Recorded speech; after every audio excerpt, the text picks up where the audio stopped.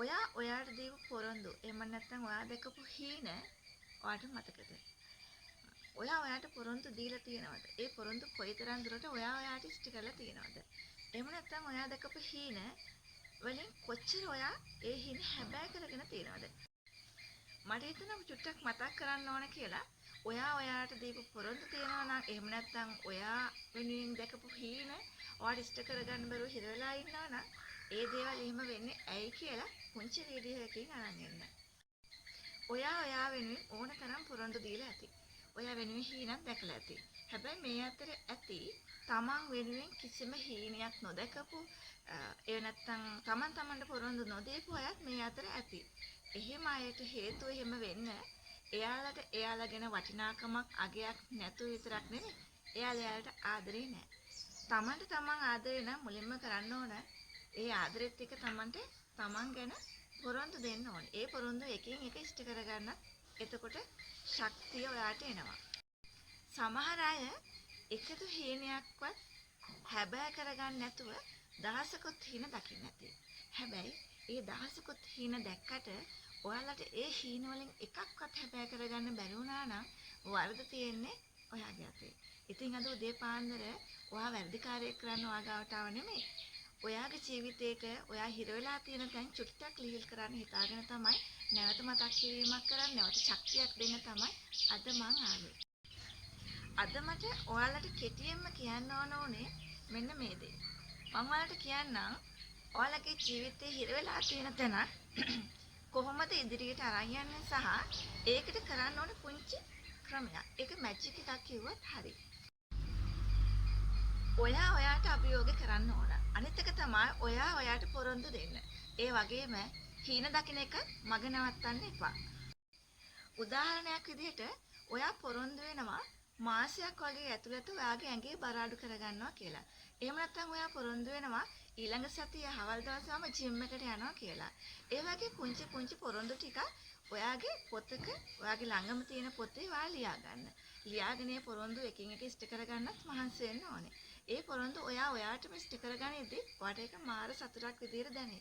ඔයාට තව ඔයාගේ ජීවිතේට ඔයා පොරොන්දු දෙන්න ආස කරાવી. ඒ වගේ තමයි හීන දකින්නකොටත් ඔයා හීන ටික ලියන්න ඒ හීන එකින් එක හැබෑ කරගන්නකොට ඔයාට හිතේ තව හීන දකින්න.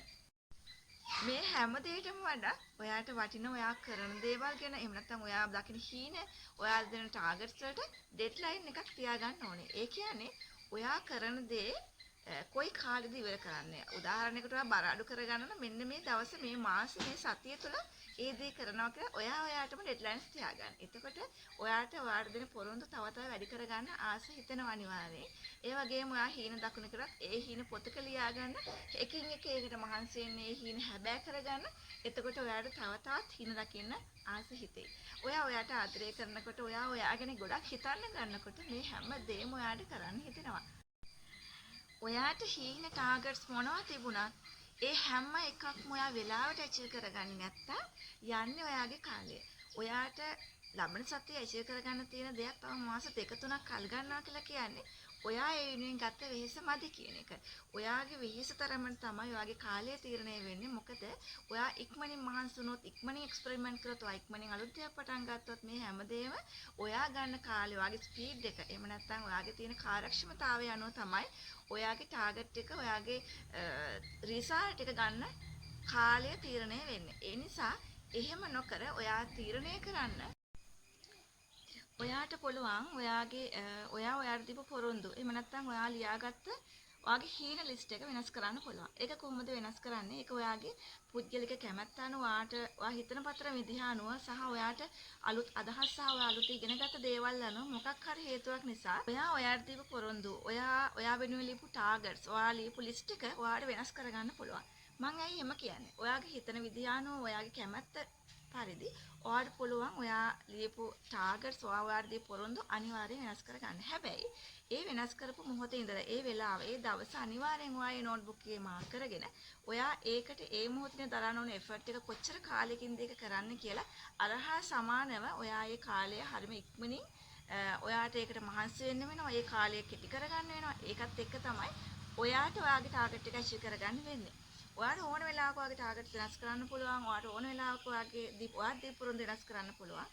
ඒ හැමදේම තීරණය වෙන ඔයා හිතන විදිහත් එක්ක ඒකේ කිසිම ප්‍රශ්නයක් නැහැ. හැබැයි ඔයා ඒ වෙනස් කරන මොහොතේ ඉඳලා ඔයා ඒකට කරන කැපවීම නොඅඩුව කරන්න ඕනේ. ඉතින් මම අදට ගිහිල්ලා එන්නම්. හරිම සරල පුංචි වීඩියෝස් අරගෙන මම ඔයාලා ගාවට හැමදාම උදේට එන්න උත්සාහ කරනවා. ඉතින් මේ දේවල් වලින් පුංචි හරි අදහසක් ගයි කියලා මම විශ්වාස කරලා හැමදාම ඔයාලට වීඩියෝ එකක් මම අරන් එනවා. ඉතින් මේ දේවල් දිගටම අහන්න ඔයාලට පුංචි හරි ශක්තියක් වෙනවා නම් මගේ මේ වීඩියෝස් බලලා ඔයාලට පුංචි හරි වෙනසක් ඔළුවට එනවනම් මගේ channel එක subscribe කරලා මාත් එක්ක දිගටම එකතු වෙන්න කියලා ගොඩාක් ආදරෙන් ඔයාලට මතක් කරනවා. මොන දේ නැතත් ඔයාව විශ්වාස කරන්න කියලා මම හැමදාම කියනවා.